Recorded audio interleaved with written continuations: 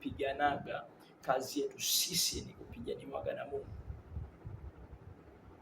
Narudia tena, Build New Eden, yoyote yule ambaye ni BNE, yoyote yule ambaye unamwamini Mungu, ambaye ninamwamini mimi, hatutakiwi kwa kanuni ya kiungu. Vita hatupiganagi sisi, tunapiganiwa na Baba. Msaada, kama Daudi anasema hivi, natazama juu, msaada wangu utatoka wapi? Anasema msaada wangu ni katika Bwana aliyeziumba mbingu na nchi.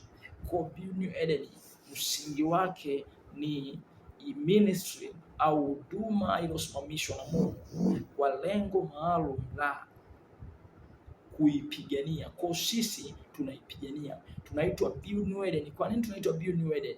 Sasa kwa nimekupa falsafa ya Build New Eden kwamba sisi tunapiganiwa na Mungu.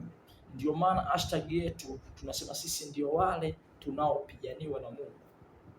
Ndio hashtag ya Build New Eden. Sasa kwa nini tunaitwa Build New Eden? Sisi kanuni tunaamini inawezekana kuishi uweponi mwa Mungu duniani, kwa sababu Eden ni uweponi. Sasa Build New Eden kwamba tunairejesha Edeni ya kwanza, kwa tunaishi uweponi duniani. Yaani lengo ni kumfanya Mkristo aishi duniani kama uweponi, na inawezekana, na Mungu alinihakikishia inawezekana kumfanya Mkristo aishi uweponi akiwa duniani. Yaani duniani upo, wengine wanaona shida, wewe duniani ni uweponi, unakaa uweponi. Kutoka kula kwa jasho unakula kwa wazo, ndio lengo nilopewa. Lakini lengo la pili, Build New Eden, cha kwanza nimekwambia ni kuirudisha au kufanya nini? Ni kufanya watu turejeshe Edeni, watu waishi uweponi. Hiyo ndio lengo la kwanza.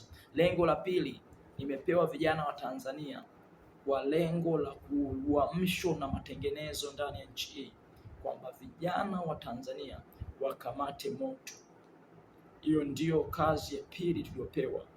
Ndio maana Build New Eden haicheki na dhambi. Ndio maana Build New Eden inapambana. Imeanza package ya kwanza ya mwaka huu na mwezi huu ni kudili na dhambi ya uzinzi. Tulikuwa na dili nao siku zote, lakini mwaka huu ni kila siku tuna package hiyo ya transformation, kutengeneza kizazi cha wamchao. Hiyo ndio kazi ya pili, uamsho na matengenezo. Uamsho huu sio uamsho